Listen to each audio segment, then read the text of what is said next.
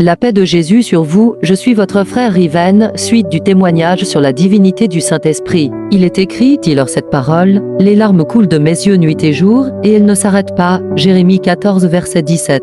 Le Saint-Esprit, Dieu Tout-Puissant qui verse ses larmes, en ce temps-là le Saint-Esprit se manifesta sous l'aspect d'un homme dont je ne pouvais pas contempler le visage, je me prosternai devant lui, et il se mit à pleurer. Je ne comprenais pas pourquoi le Saint-Esprit pleurait. Alors que le Saint-Esprit pleurait, subitement les larmes du Saint-Esprit se mettaient à tomber sur mon dos. Le Saint-Esprit me disait, Riven, tu vas beaucoup souffrir mais j'accomplirai tout en 4 mois. Mais 4 mois pour le Saint-Esprit étaient 4 années. En ce temps-là, il y avait un jeune garçon orphelin qui avait été exaucé par le Saint-Esprit. Le Saint-Esprit saisissait mon esprit et prit le contrôle. Je me retrouvais dans un endroit où je tenais ce jeune garçon la main. Subitement, on changeait de dimension pour se retrouver au paradis. Je laissais ce jeune garçon aller serrer dans ses bras son grand frère et sa mère. J'étais ému pour cette femme au paradis qui versait les larmes pour son fils qui était venu leur rendre visite. En réalité, c'est le Saint-Esprit qui pleurait à l'intérieur de cette femme, et ses larmes étaient des prières pour son fils qui à un moment donné devait retourner sur terre. Ce petit garçon orphelin était très heureux de constater que son grand frère et sa mère étaient dans la gloire éternelle.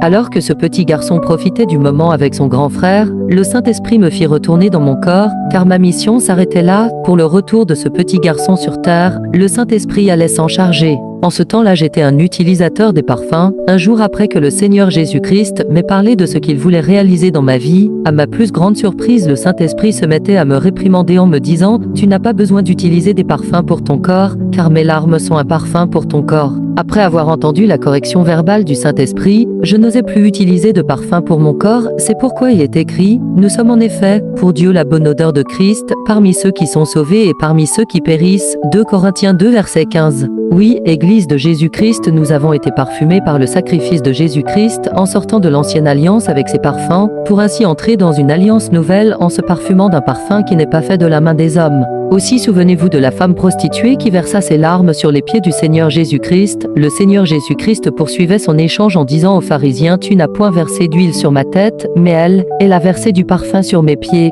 Luc 7 verset 46.